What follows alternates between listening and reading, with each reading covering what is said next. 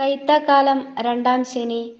വിശുദ്ധ മത്തായി എഴുതിയ സുവിശേഷം 7-ാം അധ്യായം 7 മുതൽ 11 വരെയുള്ള വാക്യങ്ങളുടെ വിശകലനം. നിരന്തരം ചോദിക്കുവിൻ, അന്വേഷിക്കുവിൻ, മുട്ടുവിൻ. ഈ 3 ക്രിയാപദങ്ങൾ ഒരാത്മാവിന്റെ സ്വർഗീയ യാത്രയിലെ സുപ്രധാന നാഴികക്കല്ലുകളാണ്. യാത്ര സുഗമമാകുന്നതിന് പല വിചാരമില്ലാതെ ഒരേ ലക്ഷ്യം വെച്ച് നിരന്തര ശ്രദ്ധയോടെ ചോദിച്ചുകൊണ്ടിരിക്കണം, അന്വേഷിച്ചുകൊണ്ടിരിക്കണം, മുട്ടിക്കൊണ്ടിരിക്കണം. എന്നാൽ നമ്മിൽ പലപ്പോഴും ലോകത്തിന്റെ ഇംഗിതങ്ങൾ വന്നു നിറയുന്നു.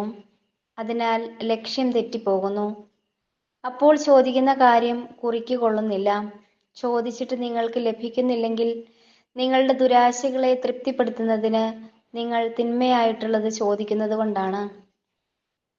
ആദ്യം ദൈവത്തിന്റെ രാജ്യവും നീതിയും അന്വേഷിക്കുക, ബാക്കിയെല്ലാം കൂട്ടിച്ചേർത്തുകൊള്ളും. ഇടതും വലതും ഇരിക്കാനുള്ള വരം ചോദിക്കുന്നവളോട് നീ എന്താണ് ചോദിക്കുന്നതെന്ന് നീ അറിയുന്നില്ല എന്ന് പറയുന്നതിന്റെ അർത്ഥവും മറ്റൊന്നല്ല. കർത്താവിന്റെ കൽപ്പനകൾ പാലിച്ചുകൊണ്ട് ചോദിക്കുന്നവർക്കെല്ലാം ലഭിക്കുന്നു എന്ന് ചുരുക്കം. അന്വേഷിക്കണമെങ്കിൽ ആദ്യം നഷ്ടപ്പെട്ടത് എന്തെന്നറിയണം. യഥാർത്ഥത്തിൽ ആദ്യ മാതാപിതാക്കൾ നഷ്ടപ്പെടുത്തിയ നിത്യജീവനാണ് നമ്മുടെ ഏറ്റവും വലിയ അന്വേഷണ വിഷയമാകേണ്ടത്. എന്നാൽ മനുഷ്യൻ നിത്യജീവൻ ഒഴികെ മറ്റെല്ലാം അന്വേഷിക്കുന്നു, എല്ലാറ്റിൻ്റെയും പുറകെ പോകുന്നു. വിലയേറിയ രത്നം വാങ്ങാൻ തനിക്കുള്ളതെല്ലാം വിറ്റുപെറുക്കുന്ന വ്യാപാരിയെ പോലെയാകണം നാം. മുട്ടുന്നവൻ യഥാർത്ഥത്തിൽ യേശുവാണ്. ഒന്ന് തുറന്നു കിട്ടാൻ നമ്മുടെ ഹൃദയവാതിൽക്കൽ അവൻ സദാ മുട്ടിക്കൊണ്ടിരിക്കുകയാണ്.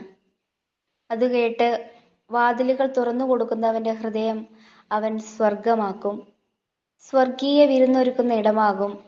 നീ ഇപ്പോൾ മുട്ടിക്കൊണ്ടിരിക്കുന്ന മറ്റു വാതിലുകളൊക്കെ നിന്നെ നാശത്തിലേക്ക് നയിക്കുന്നവയാണ്.